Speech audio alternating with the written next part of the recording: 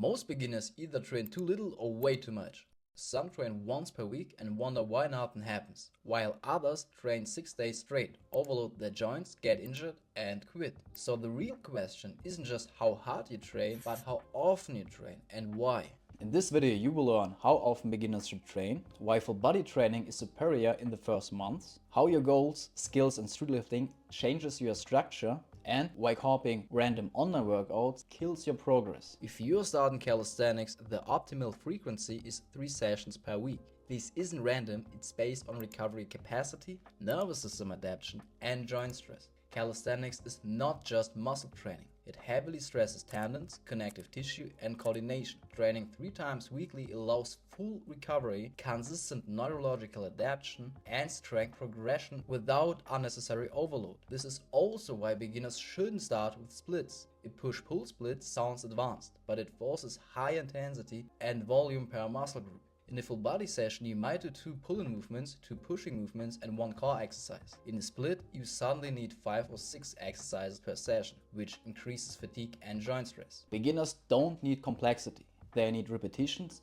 and consistency. What you should train depends on your goal. If your goal is street lifting or muscle building, your structure revolves around pull-ups, push-ups, dips, and eventually weighted variations. If your goal is skills, the foundation is still similar but includes one crucial element, the handstand. The handstand develops body control, balance, shoulder stability and spatial awareness, which later transfers into advanced skills. A beginner skill focus structure should therefore include handstand practice, pull-ups, push-ups or dips, and at least 1 core exercise such as LSAT work.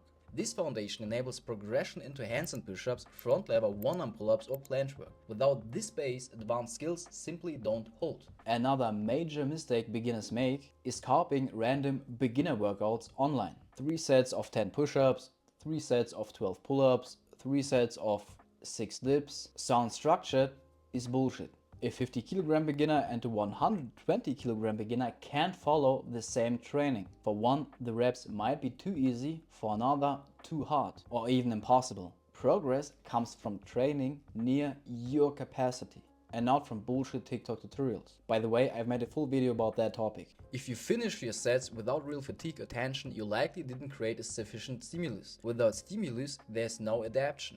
That's why training must be individualized. 3 full body sessions per week, progressive overload and exercises aligned with your goal from the optimal starting point. After around 3 months, transitioning into push-pull structures can make sense, but initially simplicity always wins. And yeah, if you like this video, leave a like. If you want to get better in calisthenics, subscribe my channel because I'm only doing videos about that topic. If you have questions, ask them below and see you next time.